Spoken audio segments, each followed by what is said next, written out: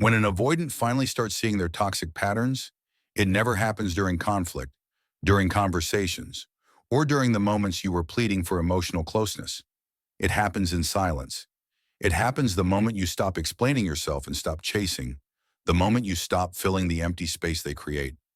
Silence is the one thing an avoidant can't run from, because there's nothing to fight, nothing to shut down, nothing to defend against. It forces them to sit with themselves. And for someone who has spent their entire life avoiding emotional discomfort, this is the exact moment their own patterns become visible, sometimes for the very first time. At first, your silence won't feel like a wake-up call to them. It will feel like relief. Avoidants are wired to believe that distance equals safety. So when you pull back, that nervous system that always felt threatened by closeness relaxes. They tell themselves, finally, I'm not being pressured. They convince themselves that you stepping away is exactly what they wanted. They distract themselves. They return to their routines. They tell themselves they're fine. But this relief doesn't last. It cracks. It always cracks. And that crack is where truth enters. Because silence removes the threat of intimacy, and once the avoidant feels safe, something unexpected happens.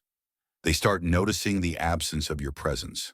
Not the absence of your pressure, not the absence of your needs, but the absence of you, your energy, your warmth, your reassurance, your emotional consistency, which they always avoided yet always depended on.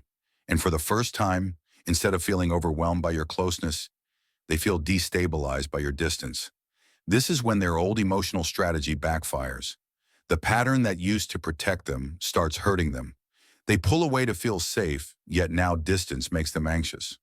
They avoid emotional vulnerability, yet now avoidance creates emptiness. They reject closeness, yet now they crave the very connection they pushed away. Your silence forces them to face the emotional imbalance they've created. They want love without responsibility, closeness without vulnerability, a partner without openness, and now for the first time, they can see how impossible that actually is. When you were communicating, they didn't have to reflect. When you were trying to fix the relationship, they didn't have to grow. When you were expressing concerns, they didn't have to respond. They hid behind overwhelm, behind I need space, behind cold logic. But your silence removes all their excuses. There is no emotional intensity they can blame, no conversation they can shut down, no message they can ignore. There is only the mirror of your absence and the weight of their own patterns staring back at them. This is where their mind starts replaying everything they dismissed. They remember the softness in your voice when you tried to communicate. They remember the moments when you asked for reassurance and they froze. They remember how they criticized your needs instead of appreciating your honesty. They remember how many times they created distance, not because you did something wrong, but because closeness triggered their old wounds. And slowly, painfully, they begin to realize the problem wasn't you. The problem was their emotional reflex to run. Avoidants don't normally see their patterns until consequences hit. They learn through loss, not through conversation. And your silence feels like loss, not dramatic, not angry, but calm, final, anchored loss. That kind of loss is different. It doesn't beg, it doesn't demand, it doesn't chase. Your silence tells them, I'm no longer participating in this dance. And that changes everything. They start wondering why they feel uneasy, why they check their phone more often, why your absence feels heavier than they expected. This discomfort is new to them. This is emotional accountability. For the first time, their brain doesn't have a distraction to hide behind. They can't regulate by distancing themselves because you are already far away. They can't pretend they don't care because the silence is echoing through their mind.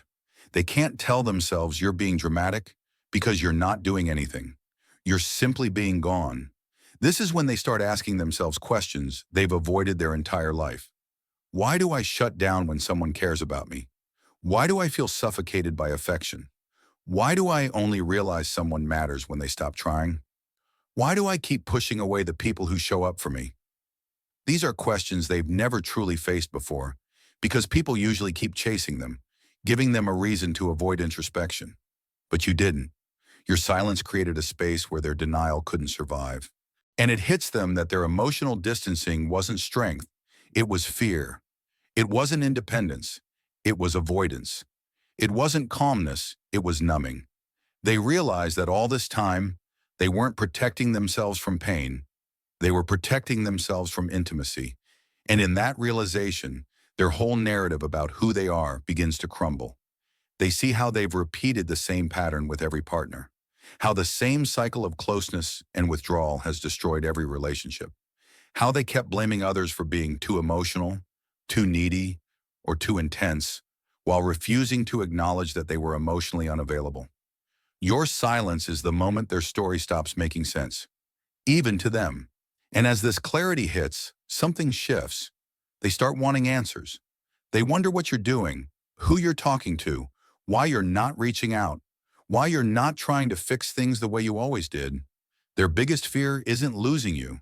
It's losing the emotional security you brought into their life without them ever asking. They're realizing that the connection they pushed away wasn't pressure, it was partnership. And the silence they thought they wanted feels like abandonment, not because you left them, but because they never learned how to stay.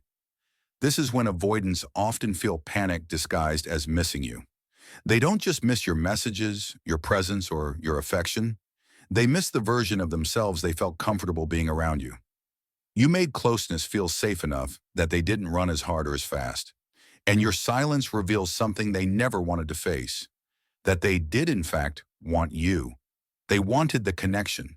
They just didn't know how to show it without feeling exposed. Silence forces an avoidant to confront their emotional immaturity, their inability to communicate, their fear of vulnerability, their habit of shutting down. And it leaves them with one final realization they can't escape. They pushed you away because they never learned how to hold someone close. And here's the twist. Your silence isn't punishment. It's clarity. It's you finally stepping out of the pattern. And the moment you stop participating in their avoidance cycle is the moment they start seeing their cycle for what it is: toxic, destructive, and rooted in unhealed wounds they can no longer deny. Your silence becomes the teacher they never asked for, but desperately needed. Because when an avoidant finally sees their own toxic pattern, it's never because someone explained it to them. It's because someone stopped feeding it. That someone was you. And as you move forward, remember this. Your silence wasn't revenge.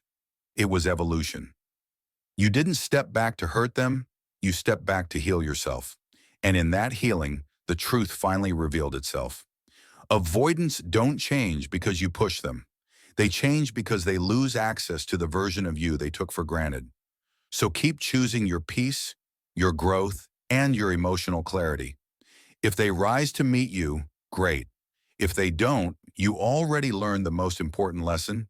Your value speaks loudest when you stop explaining it and start embodying it. Thanks for watching. Stay strong, stay wise, and I'll see you in the next video.